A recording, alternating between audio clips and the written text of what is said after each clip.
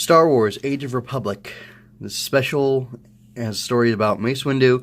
I was going to say Nika Futterman, but that's not what I mean. Asajj Ventress, and then my boy and my other boy, so Rex and Jar Jar. And I think I'm going to keep the cover here for a minute while I'm talking, and I will flip around soon to show the art. So the story overall for Mace, actually I'll flip it to show, not that ad, I'll flip to show most of this first section. So first of all, the art was pretty good. The Mace drawing of his face wasn't, Sam Jackson realistic. I mean, actually on, like, this angle right here on him, I think it looks fairly Sam Jackson-y. This one, not so much, but that's fine.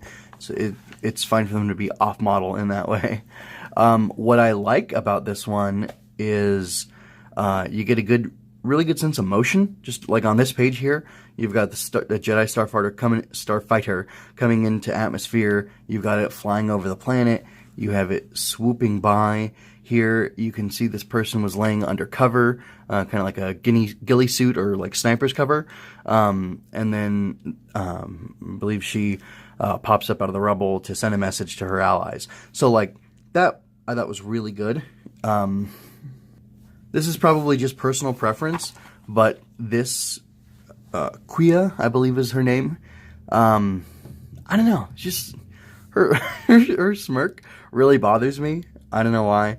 It's not because I want her to smile so that she looks prettier. It's just because, I don't know. I guess people smirk in Star Wars. She felt a little off to me for some reason, and I didn't really like it. If you're a Clone Wars fan, I'm pretty sure this guy is the same species as Embo, the guy with the giant hat.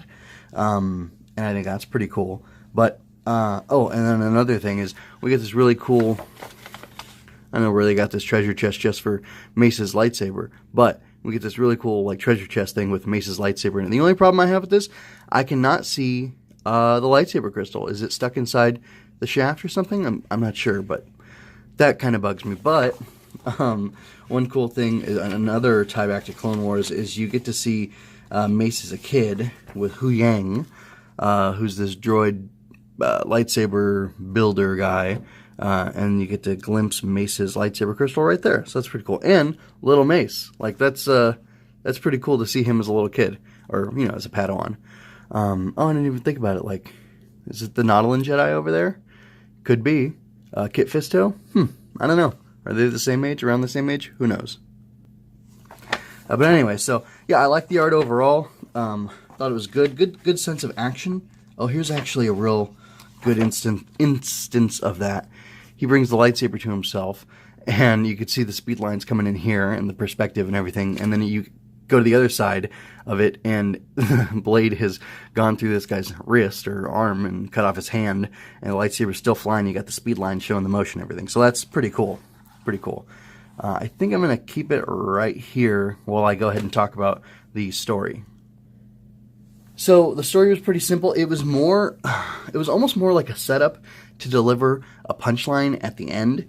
And I'm okay with that. For whatever reason, this has been out for a while, but I still don't want to really spoil it just in case, because it was an interesting read. And I think the reader would enjoy the experience themselves of going through it. But, like, anyway, there's all these orphans who've been kidnapped, or, yeah. Well, either they're orphans or they were students whose teachers were murdered and then they were abducted. So I have no idea where their parents are. Who knows? A bunch of them were in school. This Quia character, who, I mean, she seems full-breasted enough. Like, I hate to be gross, but she's referred to as a child, and I know, teenagers can have adult-like bodies, and depending on your culture and where you're from and stuff, you marry at different ages and whatnot. I mean, if you're in Appalachia, you can marry at, 15, I hear.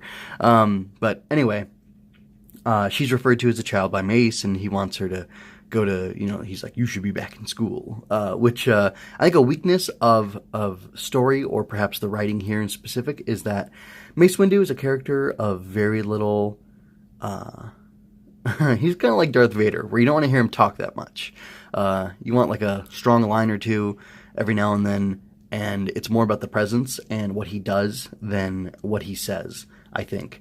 And I didn't like how Mace was handled in the hands of this writer who was, let's just double check, and not to like throw shade or be mean or anything, Ethan Sachs. So I don't know what else Ethan Sachs has done. The name doesn't sound familiar to me. Mark Guggenheim does, and of course Judy Hauser's done the rest of these Age of Republic stories. But anyway, like there's this, I don't know. I mean, obviously if this guy's a warlord, which, hold on, I forgot to mention this guy's got a cool design. This guy's got a cool design. Although I was going to joke like, oh, is he running a communist regime built on the skulls of people? Because communism kills, unfortunately. In peacetime, it's killed more than like a lot of wars combined. Anyway, very sad, very real. But I'm not here to be sad and real. I'm here to talk about these comics and the stories and stuff. You guys got a groovy design. Anyway, like this guy is a warlord-type revolutionary figure who is abducting children to conscript them into his army for himself. And all Mace is worried about is that these kids should be in school? Like, I don't know, man. It seemed weird. It seemed off. It seemed almost like it was trying... I don't want to be one of these anti-SJW guys, because I'm not. I'm one of those anti-SJW people who's like, well, superheroes are kind of like the original SJWs. In some ways they're not. They're not. Well, anyway, politics are complicated, and I think everybody should chill out and take more calm, rational, centrist type views, and then start from there, and then develop their ideology further. Based on like reason and logic and what makes the most sense for the most people. I'm kind of like Anakin in that way. I want everyone, the politicians, to talk about what's best for everyone and to do that. So yeah. Anyway, but getting back to this, the writing felt off. I like the punchline. Like the whole thing is, like I said, is setting up for this punch at the end, or this twist sort of at the end. And I like how that played off. But I didn't like what was being said in between, because it seemed to betray certain things about, really the way the writer thinks, and the words that the writer put into Mace's mouth. And who knows how much of this is, involved from Lucasfilm or the story team or whatever. But I don't care about anybody's political agendas. I'm going to enjoy the stuff if it's good and entertaining or not. And this was good and entertaining, so it kind of bothered me a little bit. And I thought for a second, like, I'm quitting with this line, but that's stupid because I would just hurt myself by limiting my enjoyment. This is really good stuff. So, getting captured was all part of was your plan all along. Sending a call to the other Jedi through the Force was the second lesson I learned as a Padawan. The second? What was the first? And then Mace just smiles. Like, that is so good. Like, this is so good right here. Boom, boom, boom, boom. This whole exchange is beautiful. It's fantastic. It's humorous. It's exciting. There's tension. Just really well done stuff. In fact, I might have to make this my image for the episode.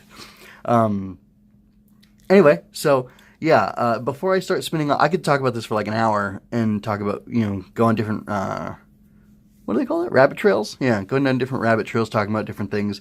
But I won't, so I'll go ahead and end it there. Overall, I like this. Definitely, if you were going to buy just on the strength of the one special with Mace, I'd go ahead and do it. I'd go ahead and do it because it's pretty good. So, that is all I have to say for now. Thank you for your time. If you like this, help me out.